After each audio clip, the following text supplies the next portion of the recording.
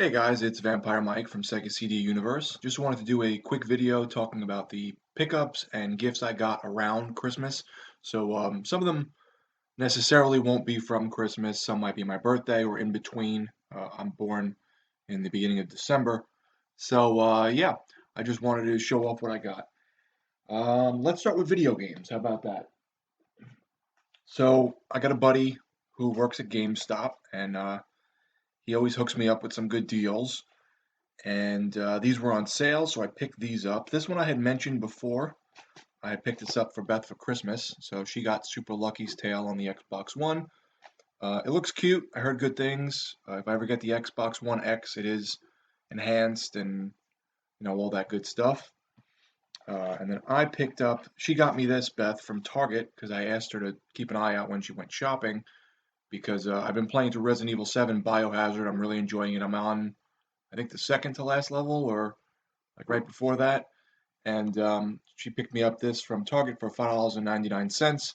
It's Resident Evil Revelations 1. I heard good things about this one and the sequel. I think I played a little bit of the demo of number 2. It was pretty fun. And it's co-op, so that's always a good thing.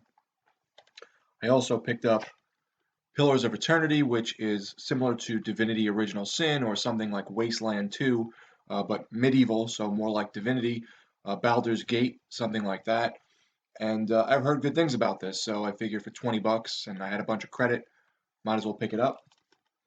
And then finally, I picked up Okami HD, which I've heard great things about over the years for the Wii.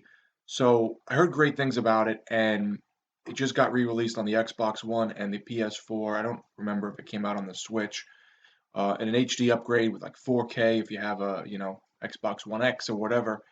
And I tried a couple, I don't know, maybe a couple levels or a level or so, and Beth and I really weren't feeling it. So we returned that, and I picked up Final Fantasy 15, which I also played a demo of and I enjoyed. So I figured, what the hell, this is also $20 right now. It doesn't have all the DLC or anything like that, but whatever. I also picked up with some credit House of the Dead 2 and 3 on the Wii. I thought it'd be fun to shoot the zombies, and I love House of the Dead. I have the second one on the Dreamcast and the first one on the Saturn in Japanese. So I picked that up too. Um, it's been a weird day after Christmas. So on Christmas Day, the water, I'm gonna probably, it's not the water heater, it's the circulator went on Christmas Day night. So we tried replacing it, and we have a new circulator, but the pipes have to be, or the flanges have to be heated up and turned because otherwise the new circulator doesn't fit. So it's been an interesting day. We don't have heat right now or water as of this afternoon, so that's fun. Um, let's see what else here. I picked up Beth a few movies. Pull them out here. Where's the other one? Two, three. Where the hell's the other one? Oh, here it is. So this guy on eBay was selling Blu-rays really cheap.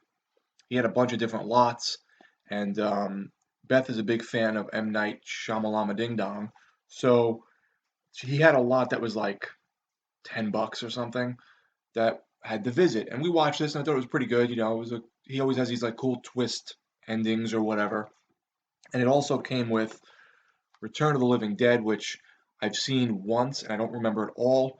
It's sort of like a 80s cheese version of zombie movie, and I remember it being fun, so I figured Beth and I would like that.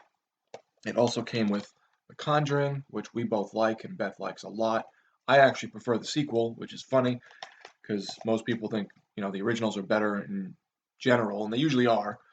And he also had Zombieland in there, and I'm not a big fan of Zombieland, and nor is Beth, so I said, if the other lot doesn't sell, will you switch it out with Jaws? Because he had Jaws in another lot. And he said, sure. And it didn't sell, and we got Jaws because she likes that movie a lot, and we didn't have it.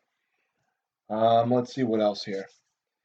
My cousin on Christmas came over with her husband, or I went there to her mother's house or whatever, and he comes in with this big bag of DVDs, and he goes, "My wife wants me to get rid of these. I know you collect movies. Do you want any?"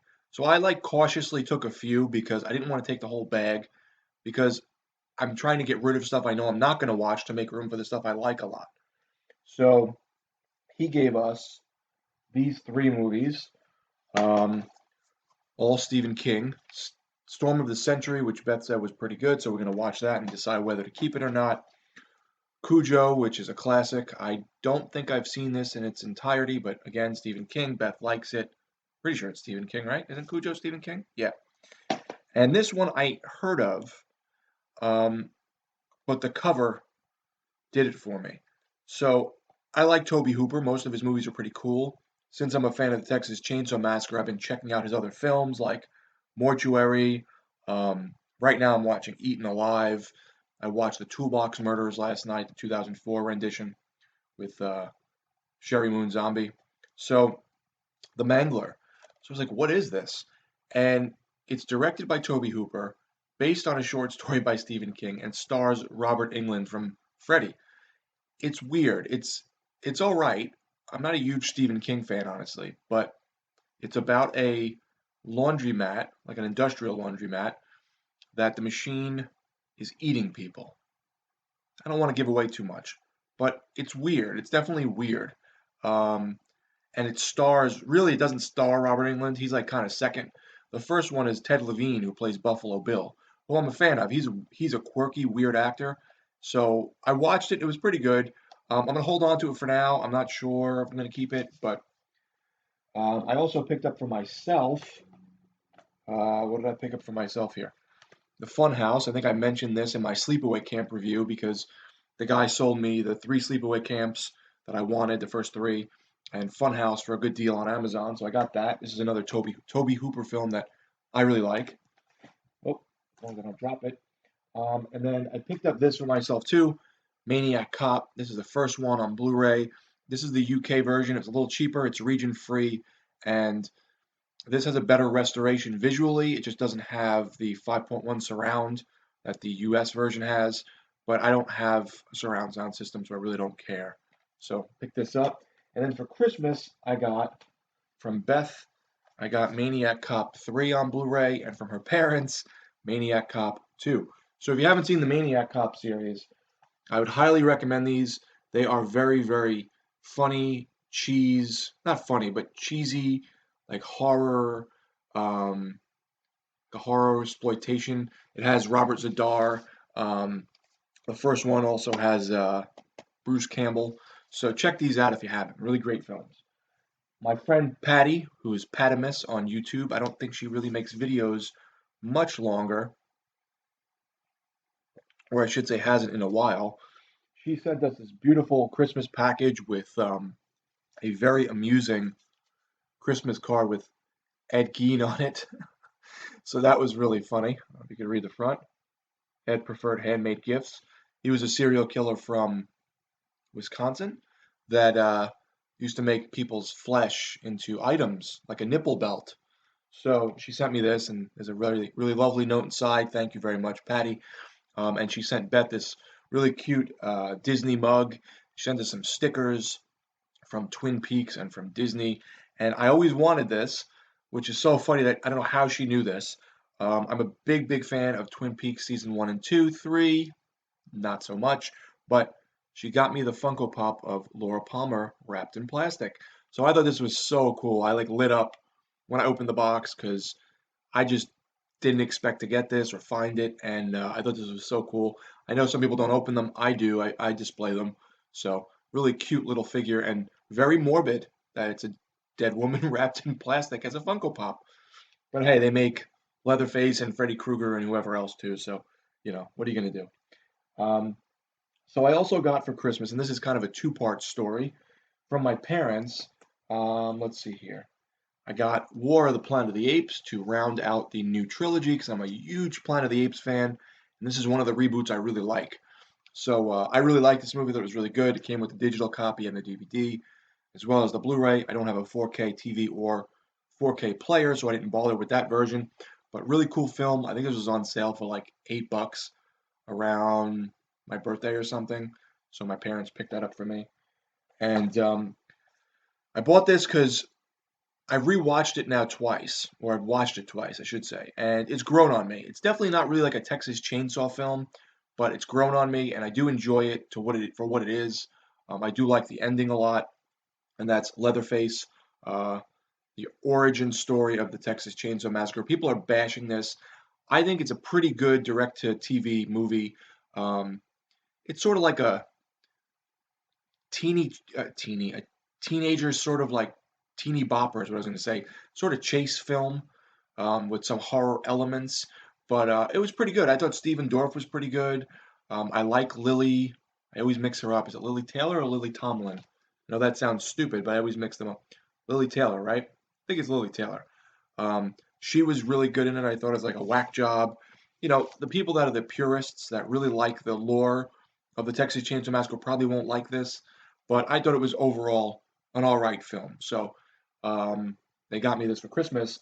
And here is the second part to that story. I was home one day with my dad after work. The mail arrives, and I go to take in some of the Blu-rays that I know they bought me for Christmas from Amazon. I bring them upstairs to them, put them down, and I hear one loose in the container. So I open it up, take the plastic off, make sure it's not scratched, put it back, give it to them.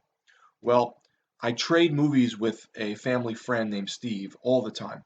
So he'll give me a big bag of DVDs. I'll get rid of stuff, as I've said, give them to Steve, and he'll go, "Oh, I watched this, it was good." Or I'd say, "Oh, I watched that, it was good or bad or whatever."